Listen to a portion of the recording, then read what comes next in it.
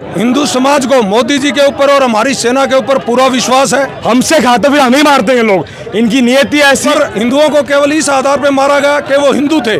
सब्जी वाले से उसका नाम पूछने की कोशिश करते हैं, संविधान खतरे में आ जाता है, उसमें सुप्रीम कोर्ट खड़ी हो जाती है। आतंकवादियों के प्रति, पाकिस्तान के प्रति भारी रोष है। हिंदू समाज से अपील करते हैं कि आज वो एक हो जाएं। अगर अपना अस्तित्व बचाना है तो एक होना पड़ेगा। और कितने दुकानदार मुस्लिम थे, किसी ने भी उनका विरोध नहीं किया। नमस्कार, मैं हूं आपका दोस्त विनोद शर्मा। फिलहाल भिवानी के घंटाघर पे खड़े हैं। आज बजरंग दल से लेकर विश्व हिंदू परिषद और आरएसएस के कार्यकर्ताओं ने एक मशाल जुलूस निकाला है। उसके साथ साथ पाकिस्तान के खिलाफ नारे लग रहे हैं और पहलगाम में जो आतंकी हमला हुआ, नृशंस हत्या हुई है, उसके खिलाफ फिलहाल यहाँ पर पुतला फूका गया है। फिलहाल बहुत सारे कार्यकर्ता मौजूद हैं। विश्व हिंदू परिषद के भिवानी के प्रधान हैं मेरे साथ, प्रदीप बंसल जी, इनसे बात करेंगे। काफ़ी कार्यकर्ता हैं बजरंग दल के और काफ़ी जोश और पुरजोर तरीके से ये मांग कर रहे हैं कि अब उन लोगों को भी मौत के घाट उतारा जाए। और यहाँ पे जोश और आपके आंखों में कहीं ना कहीं आंसू दिखाई पड़ रहे हैं। क्या कहेंगे, किस तरीके से मोदी जी फैसला लिया है, जिस तरीके से मोदी जी ने, उससे आप मानते हैं, संतुष्ट हैं या फिर और कोई कार्रवाई चाहते हैं? देखिए, पूरे हिंदू समाज को मोदी जी के ऊपर और हमारी सेना के ऊपर पूरा विश्वास है। वो जो भी करेंगे वो हिंदुओं के हित में करेंगे।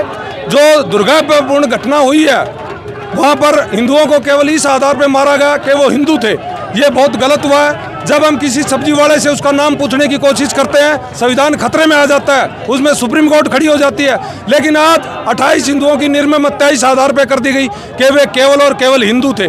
इससे बड़ी और बात क्या होगी? इसलिए पूरे समाज के अंदर बड़ा रोष है। आज पूरे देश के अंदर विश्व हिंदू परिषद और सभी सामाजिक धार्मिक जो संगठन थे हिंदुओं के, उनके नेतृत्व में इसका आयोजन किया गया। आप देख रहे होंगे पीछे भिवानी की कितनी भीड़, कितनी संख्या, कितने लोग उमड़ के आए हैं। एक बुलावे के ऊपर शहर के अंदर ज़्यादा से ज़्यादा लोग पहुँचे हैं और सभी के अंदर आतंकवादियों के प्रति, पाकिस्तान के प्रति भारी रोष है। सरकार जो काम कर रही है, सरकार ने जो 5 बिंदु अपनाए हैं, उनसे समाज संतुष्ट है। लेकिन इतनी कार्रवाई से कुछ होने वाला नहीं है। ये आर पार की लड़ाई होनी चाहिए, क्योंकि एक दिन ये होके रहेगी, नहीं तो हिंदुओं की अस्मिता पे प्रहार हो रहा है। ये सोशल मीडिया पे दो पहलू खड़े हो गए हैं। आज नेगेटिव बोलने वाले लोग भी आ गए हैं। बहुत सारे लोग सुरक्षा एजेंसियों की बात कर रहे हैं। कितने सारे हजारों लोग वहाँ पे पर्यटक थे, लेकिन कोई भी सुरक्षा की दृष्टि से वहाँ पे माहौल नहीं था। बहुत सारे लोग बीजेपी, कांग्रेस और इस तरह की राजनीति कर रहे हैं। क्या कुछ कहना चाहेंगे? सोशल मीडिया पर अलग ही लड़ाई छिड़ गई है। देखिए, जब कोई ऐसी घटना घटती है तो उसमें मुस्लिम समुदाय की तरफ से 4 स्टेप काम करते हैं। एक लोग कहता है कि जो मुस्लिम मारा गया, देखिए उसने हिंदुओं के लिए अपनी जान दे दी। नहीं, ऐसा कुछ नहीं है। उसकी जान आतंकवादियों ने लिया, सिर्फ इस आधार पे लिया, वो उनका सहायक था। आतंकवादियों को लगा कहीं ना कहीं ये पता बताएगा कि हम कहाँ से आए, किसके सहारे पे आए और कहाँ रुके, इसलिए उन्होंने उसको भी मार दिया।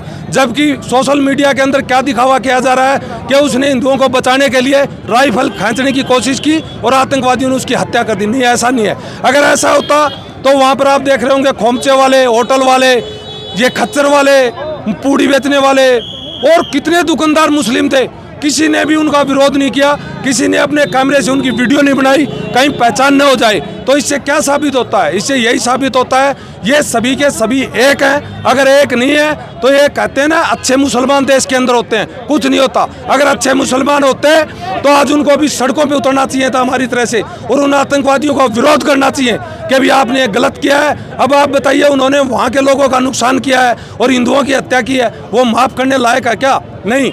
आज जो मोदी जी फैसला लेगी, सरकार फैसला लेगी, विपक्ष ने उसको पूरा सहयोग किया है और हमारी सेना पे इस देश को पूरा विश्वास है।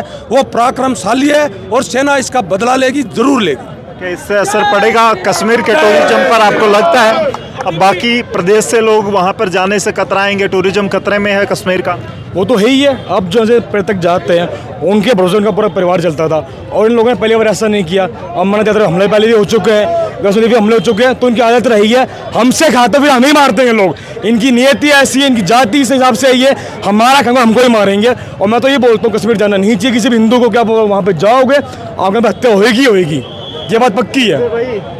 अच्छा, क्या कुछ कहेंगे? जोश आज युवाओं में खड़ा हो रहा है। बहुत सारे लोग जब आप पुतले फूंकते हैं तो कमेंट ये भी कर देते हैं कि यहाँ नारे लगाने से क्या हो जाएगा, आप लोग सिर्फ राजनीति कर रहे हैं, आप सिर्फ बीजेपी का एजेंडा चला रहे हैं, इस तरह की बातें हो रही हैं। बीजेपी का एजेंडा अलग बात है।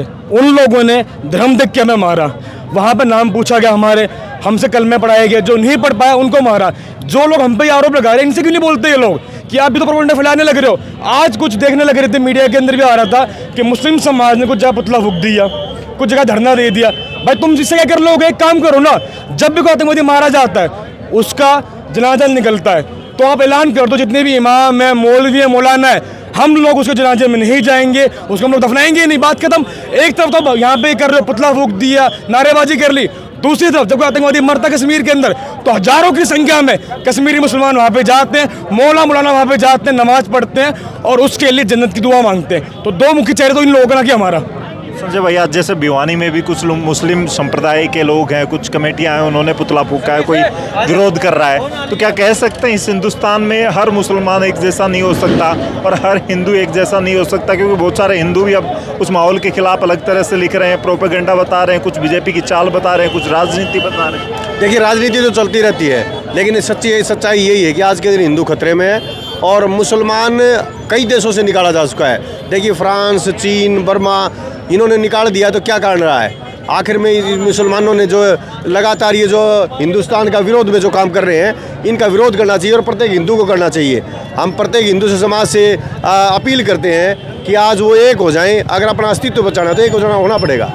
आप लोग तो टकराते हैं कई बार, जैसे गाय ले जाते वक्त, गाय की रक्षा करते वक्त किस तरह के चैलेंज आते हैं, इसमें मोस्टली पकड़े जाते हैं वो मुस्लिम बच्चे होते हैं, तो शायद उनको भी बरगलाया जाता है। आपको लगता है कि नए बच्चों को बरगलाना आसान होता है और उनसे फिर इस तरह के अपराध कराए जाते हैं? नहीं, बरगलाया नहीं, इनके तो खून में होता है। ये तो हमारी तो इनका चोली दामन का साथ है। हमारे गोरक्षकों का तो इनके साथ मुकाबला होता रहता है और अभी तक मुसलमानों ने जितने भी मुकाबला किए, जितने भी ये गौ तस्करी की है, सारे मुसलमानों ने किया और उनके साथ गोरक्षा दल वाले शुरू से लेकर आखिरी तक टकराते रहते हैं और टकराएंगे। इनका धर्म है, ये कहते हैं कि हमारा गाय काटना धर्म है, हमारा धर्म है गाय को बचाना। अब वो मौका बताएगा अभी कौन जीतता है और कौन हारता है। क्या कुछ कहेंगे, किस तरीके का जोश और युवा यहाँ पे खड़े हैं, भारी पुलिस बल और बजरंग दल के कार्यकर्ताओं का जोश तो देखने को मिला, मिसाल देखने को मिली, क्या इससे असर पड़ेगा? किसको जगाना चाहते हैं आप लोग? मैं सारे हिंदू समाज को जगाना चाहता हूं। आज जो इतनी तादाद में हमारे हिंदू भाई इकट्ठे हुए हैं, उनका बहुत बहुत धन्यवाद पुरानी राजमंडी एसोसिएशन की तरफ से किया जाता है। मैं सभी हिंदू भाइयों से एक बात कहना चाहूँगा कि अगले 3 महीनों के लिए अपने कश्मीर यात्रा का कोई भी टूर पैकेज कैंसिल कर दे, क्योंकि पूरा कश्मीर टूरिस्ट के ऊपर डिपेंड है। इतने में ही उनकी हवा टाइट हो जाएगी। जी, तो फिलहाल आप देख सकते हैं पुतला जो जलाया गया था उसके धुएं को रोकने के लिए, उसके आग को रोकने के लिए, और माहौल ऐसा है कि गर्मी का माहौल है, रोजाना आगजनी का शिकार हो रहे हैं बहुत सारी फैक्ट्री, गोदाम और लोगों के घरों में आग लग रही है। तो उसको रोकने के लिए पुलिस बल ने और प्रशासन ने और फिलहाल हो सकता है कि बजरंग दल ने ये प्रयास किया होगा, पुतला जो जला के संकेत दिया है, उसके बाद बुझाने के लिए स्पेशल पानी का टैंकर आ गया है। आने वाले वक्त में किस तरह का फैसला लिया जाएगा वो तो एक अलग बात है, लेकिन जिस तरीके से यहाँ पर युवाओं का जोश और खून खोलता नज़र आता है, मशाल लेकर निकले हैं, लेकिन उनकी जुबान से निकले बोल शायद सरकार तक पहुँचेंगे, उन लोगों तक पहुँचेंगे जिनको कहीं ना कहीं दर्द है नहीं, या फिर सोशल मीडिया पर सिर्फ सोशल मीडिया के तरीके से खेल रहे हैं। लेकिन यहाँ पर भारी पुलिस बल और सैकड़ों लोग पहुँचे। फिलहाल आप देख सकते हैं किस तरीके से हर घर से लोग निकले हैं। और आज बीजेपी के बजरंग दल की बात कर लें, बीजेपी की बात कर लें, बीजेपी के कार्यकर्ताओं की बात कर लें, आरएसएस की बात कर लें, विश्व हिंदू परिषद की बात कर लें और सामने जल रहे इस पुतले की बात कर लें, यहाँ पर लोगों का ये गुस्सा है और जग जाहिर है कि लोगों के दर्द है दिल में। और आने वाले वक्त में बीजेपी सरकार या नरेंद्र मोदी भारतीय प्रधानमंत्री किस तरीके से फैसला लेते हैं। पाकिस्तान की तरफ से कई कमेंट आ रहे हैं, पाकिस्तान के आर्मी के पूर्व अधिकारी अब इस हमले को लेकर कई टिप्पणियां कर रहे हैं। लेकिन हिंदुस्तान अब कौन सा फैसला लेगा? क्या सिंधु ट्रीटी जो इंडस ट्रीटी है उससे पाकिस्तान पर असर पड़ेगा, या जो पानी है वो सचमुच में रुकेगा? इस तरह के जो 5 बिंदुओं पर बीजेपी सरकार ने अब टिप्पणी की है उससे कितना असर पड़ेगा आतंकवाद पर? फिलहाल बहुत सारी बातें जो आप लिख सकते हैं कमेंट के माध्यम से। इस वीडियो को शेयर करते हो, तब तक के लिए धन्यवाद। राम राम, जय हिंद।